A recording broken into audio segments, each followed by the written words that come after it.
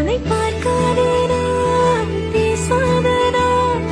என் வாழ்வில் நீதான் இன்று நான் தினம் நீ வந்ததால் தோள் தந்ததால்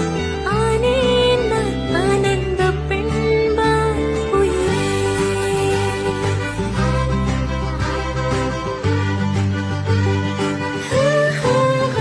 எதுவரை போகலாம் என்று நீ சொல்ல வேண்டும் என்றுதான் விடாமல் கேட்கிறேன் தேன் முத்தங்கள் மட்டுமே போதும் என்று சொல்வதால் தொடாமல் போகிறேன். உன் போன்ற இளைஞனை மனம் ஏற்காமல் மறுப்பதே பிழை